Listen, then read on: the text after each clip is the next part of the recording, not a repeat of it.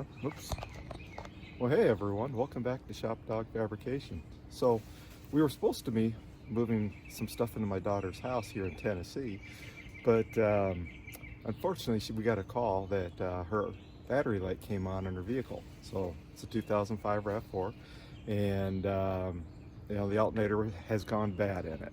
So just good timing, I guess, that we kind of were coming down at the same time.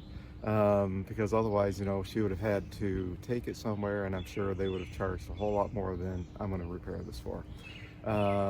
So how do you test for it, right? What you want to do is, I'll flip the camera around to here in a second, but basically with the vehicle running, you want to take a voltmeter across the battery and see what your charging system is doing. You should be at idle running somewhere around 13.5, 13.8 volts. My daughter's vehicle was running at like 12 volts. So the charging system definitely is not working. So we went and picked up a new alternator last evening, and I'm going to show you how to swap it out in the driveway.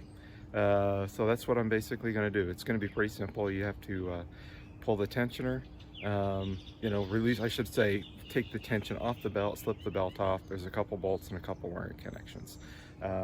The air conditioning line is in the way a little bit, so we'll just have to work around that. So let me flip the camera around and I'll show you what I'm talking about. So I'll show you without the vehicle running. The only reason I'm doing it without running because the battery is running low. I don't want to kill it. But basically you just take your voltmeter across the, you know, the positive and negative terminal. You can see it's showing right now, it's showing 12.5 volts, but if I start the vehicle, the voltage will be dropping and it will only show like 12 volts. Again, this is when you want to have the vehicle running, and it should show something like 13.5, 13.8 volts, somewhere in that area is what you really should be saying. If you're saying the 13.5, 13.8 volts, then it's not the alternator that's the issue. You just may have a bad battery. But chances are, if the battery light is on in the vehicle, it's probably the alternator. So with that said, you can see here the alternator on the RAV4. This is it right here. Basically, we need to slip the belt off here. We'll have a couple of electrical connections here. You'll see there's an electrical connection that's just like a plastic clip on the side. We'll have to unlock to get that wiring off. And then we'll have to reverse there's 2 volts also on this. I believe they're going to be probably 14 millimeter. And then we'll just have to wedge this thing out and then slip the new one in. So anyway, let me kind of go through this, and the tensioner is like buried down under here. We'll have to get a primer on it to loosen the tension off of this. And then, like I said, we'll have to pop these caps off and these connections and stuff like that. I did want to mention this though too. If your battery terminals are highly corroded, you see a lot of green, you know, pus all over your battery terminals, that could also cause a charging, not necessarily a charging issue, but you know, basically a poor start condition, because you're losing your connectivity between your battery posts and your charging system. So definitely, if you have a lot of corrosion, clean your corrosion first, make sure you have good connections.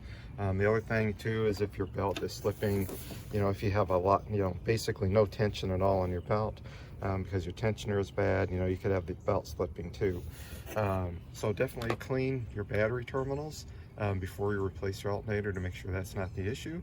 And if that doesn't fix the issue, then like I said, basically, you know, check your voltmeter for poor voltage. As you saw, we only had 12 volts, so chances are my alternator is bad in this case. So here's my replacement alternator. This is a CarQuest that I got from Advanced Auto Parts. I had a 25% off coupon code, so I think this cost me about $100. Now I still have to return the old one. I'll get a $38 core charge back, but you can see here is also I got a test sheet with it, that everything supposedly passed. So we'll pop this on here in a few minutes, and we'll see and make sure that it actually does. All right guys, so it's kind of hard to film this with one hand and try to do it, but basically you can see I've got a ratchet here on there. Now I forgot to bring a large enough socket in 1/2 inch So I'd use a 3/8 and a cheater bar to kind of give it a little bit of pressure so I could slip the belt off the alternator. So you'll want to pull it down towards the front of the vehicle. It is kind of like a hydraulic one, so it may take you a few times to just kind of work it, and then, you know, slide the belt off the alternator. Be careful not to slide it off any of the other pulleys, otherwise you'll have to redo everything. And then, as you can see, what I've done now is I basically pulled this off of here so I can get out of the way. I removed this ground clamp, which connects to here. Got that out of the way. You can see now I undid this connection, and I've undone this connection, and I pulled that out of the alternator, which just kind of clips in. So I've got all the wiring connections out of the way. Also disconnected the negative battery before I did anything. And now there is a 14mm bolt here, and also a 14mm bolt down underneath here that we need to get loosened, and then we can remove the alternator. Alright guys, so it's actually a 12 and a 14mm bolt that hold the alternator in. The 14mm bolt was on the side up here, and then the 12mm is down below the pulley underneath. And so you can see now I've kind of got it cocked in there sideways. Now I need to just somehow fish it up and around this AC line and the exhaust and everything. And then I can start the reverse process of putting the new one in. I think I'm going to need to transfer over this little bracket. I need to double check. But once I get this fished out, I think, like I said, I'll double check if I need to remove that or not. And then we can fish the new one in and start bolting it all back together. Figures the new one dropped right in, where I had to wrangle the old one out. So you can see I was able to swap over this bracket. You'll probably need to remove this back cover. It's just 3/8mm bolts, or 5/16, whatever you happen to have. Then you can remove that also, which is 8mm. Swap it out, and then you can bolt that right on. You know, it'll hold this harness in place. So now, as you can see, I've got it set in here. So now I can put the 14mm bolt back in, and then the 12mm bolt, which is under the pulley down there. Once those two bolts are in, then I can make all the wiring connections again. Bolt this back on, bolt that on, clip that in, clip this connector in, clip the harness in here, and then connect our ground wire back up here. And then we can go ahead and slip the belt back on. So that's kind of the order that I'm going to go ahead and do this. Alright guys, so the install is complete. You know, I've got the ground cable connected back up. We've got this connector slid back on. You know, this is tightened, that is clipped in, that is just clipped in. We've got the 14mm and the 12mm tight, and the belt installed. Now, just so you know, when I slid the belt back, it did slip off down here, the power steering.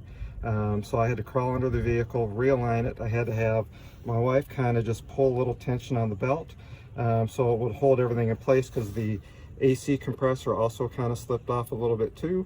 So once I got her to kind of hold this a little bit, you know, I was able to then pull on the tensioner, you know, again towards the front of the vehicle. And it's going to take time because it's like a hydraulic one, so it's not like a spring-loaded one. So that hydraulic tensioner is going to take a little time to, if you will, compress. So, you know, just be patient with it.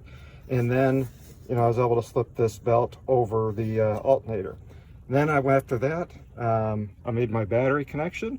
We're ready to start the vehicle now, and we will check with our voltmeter what our voltage is across the positive and negative. Again, it should be around 13.5, 13.8.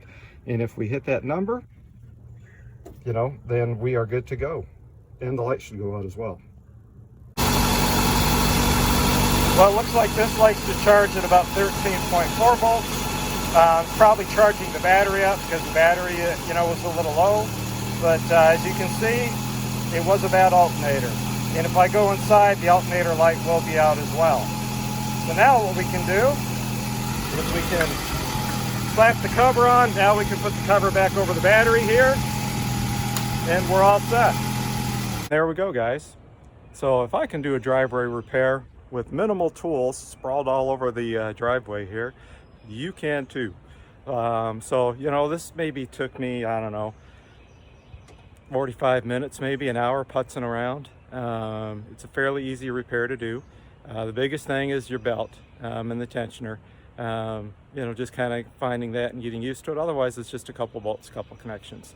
So just take your time, be patient, don't lose your top, and you'll get through this. So like I said, you know, I actually had just enough tools to get the job done. I actually didn't have the right socket for the tensioner. I think it's actually an 18 millimeter, you know, and I used a 19, and it just kind of wedged in there. So I didn't have the right socket there. But anyway, everything else I pretty much did. I was able to do the job, and like I said, it's pretty straightforward and easy. So with that said, guys, I hope you like this video. Like, subscribe, hit the little bell, as they say, for future content. Y'all take care, have a great day, and I'll talk to you again in a future video.